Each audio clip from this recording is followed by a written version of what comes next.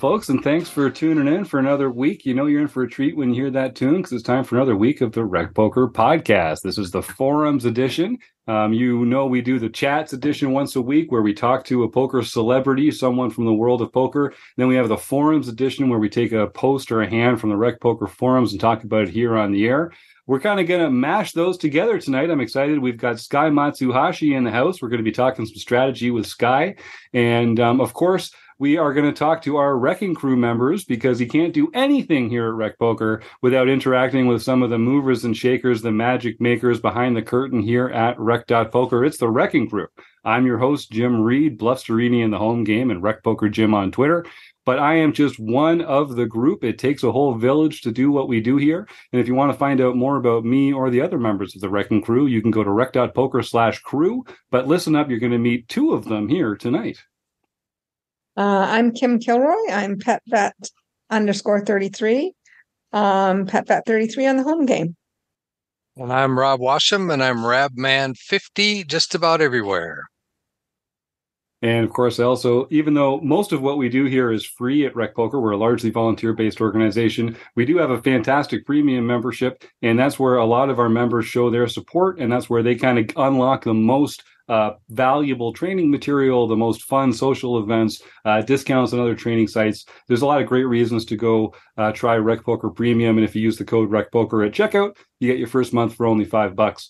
One of the perks is coming here on the Forums edition of the podcast, and regular listeners will know Eric Anderson already. But Eric, thanks for coming and joining us on the show. Why don't you tell Rec Poker Nation where they can find you? Hi, everybody. I'm E. Anderson85 and at recpoker.com and in the home game. And we always want to throw a .com on there, but it's actually just rec.poker. It's amazing. They let us get away with it. That's okay. Yeah. But I swear, I still want to put a .com on there, just like make it official. But no, they let us have it. So what can you do? We're just lucky punks. I don't know if I've already thanked the Running Aces Hotel, Racetrack, and Casino because they're our fantastic sponsor and we depend on their support. And now that I've thanked pretty much everyone other than Sky himself, Sky Matsuhashi, thanks so much for coming back on the Rec Poker Podcast. Thanks for having me, Jim. It's great to be here with everybody. Well, I know here at Rec Poker, every month we have a different theme of the month. And I know at the Poker Forge, you go through different themes as well, and you're often tailoring your videos and different programs around basic themes. Because I know you're a great proponent of active study and of really having a focus to what you're doing, and that's why I think you're one of the best people for recreational players to work with, because you really give them a good roadmap. You're a great teacher, and you make it easy for them to come along. You've talked about a couple in advance that you and I are going to be looking at here. And the first one's one of my favorites, Sky, the bread and butter spots. So why don't you just tell, if our audience doesn't already know, tell us a little bit about bread and butter spots and why they're so powerful. Yeah, absolutely. First off, bread and butter is a term that I learned from Tommy Angelo in his book, Elements of Poker, one of the best, if not the best poker book of all time. And it's a spot that he talked about. He said this is where his bread gets buttered when he is in position as the pre-flop raiser against one or two other players. And you can kind of imagine why that's such a valuable spot, right? In position means on the flop, turn, and river, you get to act after your opponent. So you have a little extra time to think, but you also get to see what they do, whether they donk bet into you, whether they check. You get to, if you're playing online, you get to look at their stats and gauge what kind of player they are. And then you make their play. And they have to kind of make their play knowing that you have position, flop, turn, and river. The other aspect of that bread and butter that made it so powerful is you are the pre-flop raiser. You have pocket aces, kings, queens, ace, king in your range, whereas sometimes players call with those strongest hands. But when they call, most players really limit their range, and they're calling out of the blinds, for example. You've seen players all the time defending with Jack 6 suited, 10-7 suited, things like that. Well, your ace, king, ace, queen, ace, jack, ace 10, all your big pocket pairs, you're crushing them. So you have a range advantage over them. Those two things, the positional advantage and the range advantage, that's what makes bread and butter such a profitable spot. Because when you see bet, when they check to you on the flop, they're not sure if you have a really strong overpair or you're just totally bluffing. And a lot of players just check fold to those hands or in those situations. And so it's so much easier to get people to fold when you have position and a stronger range, but it's also pretty easy to get value. You can tailor your bet size based on what you think your opponent can call with, and you can potentially get more value because you're in position with that stronger range when you flop something good. And I'll, if anyone on the panel here wants to ask any questions of Sky, I know I've got a couple, so I'll dive in here a little bit and feel free to jump in at any time. So this does feel like the kind of thing where a lot of the value is actually expressed post-flop when you get to take advantage of your range advantage and your positional advantage. But you really have to be thinking about it pre-flop. It really has to be on your mind the entire time.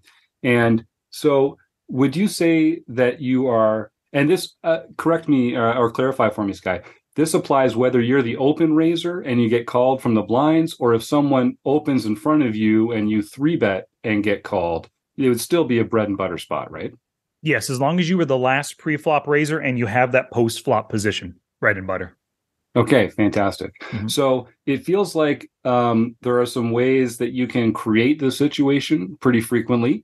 Mhm. One of them would be if it folds to you choosing to open raise instead of limping, as an example. That's probably the most common. When I look at database reviews for Rec Poker members, I always look at facing pre-flop action is one of the tables that you can look at there. And by far, the circumstance that players encounter the most frequently is an unopened pot. So the best way that you can kind of create a bread and butter spot is just by open raising. And is that something that so I guess what I'm asking is there room for open limping at all in a scenario like this? Are you going to be trying to sort of like limp and maybe back raise, or is that just getting a little too sophisticated or a little too was the fancy play syndrome for what we're Yeah, a little bit of FPS, fancy play syndrome right there. Generally, what I teach my students is no open limping, no over limping, really. The only kind of time you can over limp after somebody else limps is when you're in the small blind and it only costs a half more big blind and you don't think the big blind is going to raise over your limp. That's a key thing. In general, when you're striving, when you're hunting for bread and butter, you want to be just the open raiser or the raising, the ISO raiser. Somebody limps and you come over the top of them. Those are the two most common situations. The third, what you had already mentioned, is 3-betting. And generally, when you limp, you're going to be facing somebody's ISO raise, or it's going to be limped around by other players. You might go 5-way to the pot in the limped 5-way to the flop in a limped pot. Not really, not at all a bread and butter spot. That's kind of like playing bingo poker. You're trying to just hit something on the flop in those kinds of situations. You're better off just being the aggressor as much as possible, open raising and 3-betting, as opposed to limping and calling. Oh, and Rob one of the Washington. things too. Oh, yep. So you asked about pre-flop and everything. Two things. When you open raise, you often want to just steal the pot, or you're hoping that one of the blinds is the only caller. So they naturally get into a bread and butter spot, right? But always be on the lookout before you open raise in the under the gun or in the MP. Look at the players in the cutoff and the button. Engage whether or not they like to 3-bet. Are you potentially going to face a 3-bet from these players? Or are they going to call a lot? And maybe they'll call. The blinds will defend. Now you're multi-way. That's not the end of the world. You were the pre-flop raiser, but it's a multi-way pot, a little bit more landmines you have to dodge, things you have to consider, which makes it slightly more difficult to bluff and maybe less likely to get value as opposed to those bread and butter situations against just one or maybe two other players. That's a great point. Rob, do you have something? Well, I was just going to talk about when you're in that bread and butter situation. Last month or so, we've been talking about c-betting. And we talk about c-betting sizes based on the flop texture. And so I'm curious how you structure your when you c-bet, when you don't c-bet, and how much you c-bet based on the flop texture. The flop texture does matter. Definitely. The harder so most of the time when you're c-betting, you're bluffing because you don't have an overpair. You didn't flop a top pair hand. You have ace queen on a 10 high board, that kind of thing. Most of the time you're bluffing. So when I look at flop texture, I really like to bluff on hard to hit boards, the 10-7 deuce rainbow kind of board where there's not a lot of good draws, right? The drier the board, the less I will bet. Most of the time, like the lowest I'll go is 50%. But occasionally, if I know my opponent and if I know he's capable of folding and it's a hard to hit board, I might just go 33% or even 25% pot, depending on what I think. Like if he's going to give me what I want, if he's going to fold most of his range versus 25%, why risk 50? Why risk 60%? So the drier the board, I'd be willing to bet lower, but generally I bet half pot at the minimum. And then I'll go up to 2/3 or 3/4 pot for my bluffs, depending on if I think it will require more to get that player to fold, if I think they're a little bit more sticky. And speaking of players, if I'm in a bread and butter spot and I know my opponent hates folding, his fold to c-bet is only 10%, and it's a wet board, I'm probably not going to bluff. But what I'll do instead is I'll bet big for value. I'll bet 3/4, 85% pot, because he can't fold, but I have something really strong. I'm going to get as much value as I can. Rob? And I'm going to say, to follow up, I believe you are playing mostly cash games. Yes. And what we generally talk about here is a lot of tournament play. So I think the bet sizing are probably a little different in tournaments than they would be in cash games, where you're always at least 100 big blinds deep. Yep, exactly. I play tournaments sometimes, but that's not anywhere that's not what I focus on as a coach, right? I play them sometimes, I goof around on them, but I haven't studied tournament strategy like I've studied cash games. I don't play nearly as many tournaments as cash. So yeah, but I think all the strategies that I discuss in cash games, they're applicable and useful in tournaments, especially when you're deeper at the start of the tournament before everyone's down to 20 to 30 big blinds. So, Sky, when you create a bread and butter spot pre-flop, then what ends up happening post-flop is you're playing with an uncapped range, you're in position, and this, as you kind of mentioned earlier, this gives you the opportunity to bluff effectively and also to value bet effectively. I think if people hear this stuff, but I don't think they really appreciate it until they open up Poker Tracker and filter for these different scenarios. If you're listening at home and you have Poker Tracker, Sky, I'm just going to ask you to kind of, is there a filter set or a report that they can create where they can compare the scenarios where they are in the bread and butter situations versus the scenarios where someone else is in the bread and butter situations, and see how profitable and not profitable those are? Yeah, absolutely. The easiest way to do it is in Poker Tracker 4, you would filter for 2-bet pre-flop. That means you made the first raise. So maybe somebody limped and you raised, or you open raised. 2-bet pre-flop. The second filter would be did not call a 3-bet, because if you're calling a 3-bet, you're automatically not going to be in a bread and butter spot, even if you're in position, right? So you made the 2-bet, you did not call the 3-bet, you're in position on the flop, and the flop has only 2 or 3 players. That's your standard bread and butter 2-bet pot filter. 4 aspects to that one. You could do the same thing for 3-betting. 3-bet pre-flop, did not call a 4-bet, in position 2 or 3 players. So both of those will give you just a really good look at what your profitability is in those situations. And you can flip this kind of, right? You can look at non-bread and butter spots for yourself. You called the 2-bet. You're out of position on the flop. Just filter for those 2 things and then compare and contrast. Oh my gosh, bread and butter, I'm positive 125 big blinds per 100 hands. Non-bread and butter, I'm negative 42.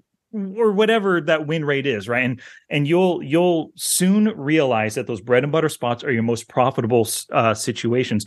Plus, if you just think about it, and you think about your most difficult spots to be in, it's quite often when you're calling out of the blinds. Or maybe you open raise and then called a 3-bet from the button. You're out of position, you have the weaker range, and now you just have to check, and it's really difficult to gauge what to do when you're in those non-bread and butter spots.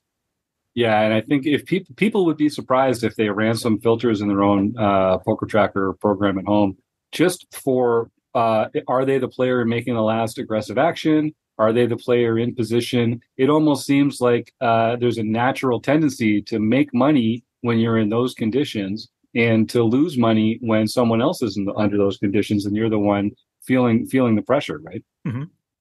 Yeah, one of the great things too. One of the great things too about running these filters and going through your database and realizing that bread and butter is more profitable, a lot of players, they have a hard time folding their blinds. I put out the small blind, he keeps raising me, I have to defend, right?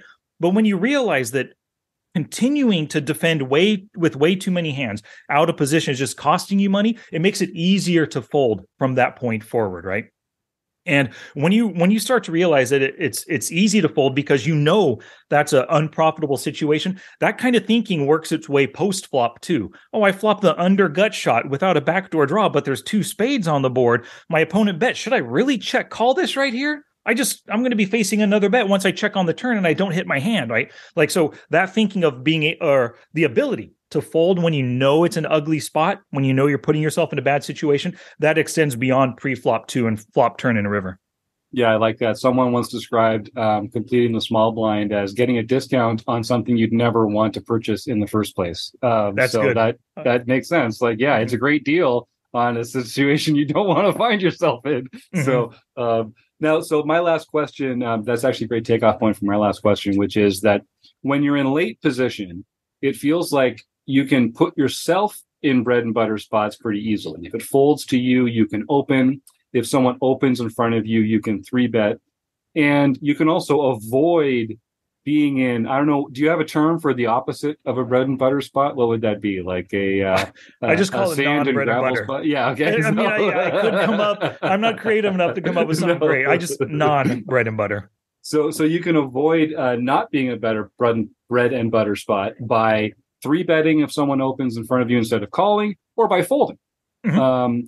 When you're out of position in the blinds, even if you 3-bet, you're still not going to be in position post-flop very often. So it feels like it's hard to be in a bread and butter spot in the blinds. Is that roughly correct? Is it, it's mostly the way to avoid being in someone else's bread and butter spot is going to be by fold. Absolutely. Out of the blinds. In the small blind, you can never be in a bread and butter spot. And then in the big blind, you can, if it folds to the small blind and he limps or is the first raiser, then it can be bread and butter. If you decide to 3-bet at that point or raise over his limp. And so I guess you can choose to 3-bet out of the blinds more frequently to sort of prevent your opponent from being in a bread and butter spot. Because if they call your 3-bet, even though they're in position, they haven't fulfilled the other requirements of, so you're kind of, because I think I want to just talk about the defense of it a little bit, because I really want to reinforce, Sky's put this set of circumstances together that are very powerful when they all work together. Being in position, being against few opponents, having an uncapped range, plus people fold all the time pre-flop. Like, that's one of the nice things we haven't mentioned here is setting up a bread and butter spot. Sometimes you just win the pot right there, right? That's right. Yep. So playing defense and kind of avoiding situations where someone else is in a bread and butter spot against you, Sky, a lot of that has to just be folding, and then maybe some sort of fight, defensive 3-betting. Is that about right? That is about right. Yeah. But sometimes the situation warrants itself. It warrants, how do I say it? It's worthy of going into a non-bread and butter spot by calling out of the blinds. And really, like, sometimes you might have the perfect hand. You've got pocket 5s. He's a tight, aggressive player. He only raised 2 big blinds. You can call 1 big blind out of the big blind to hit your set. I mean, things like that are absolutely worthy of calling, right?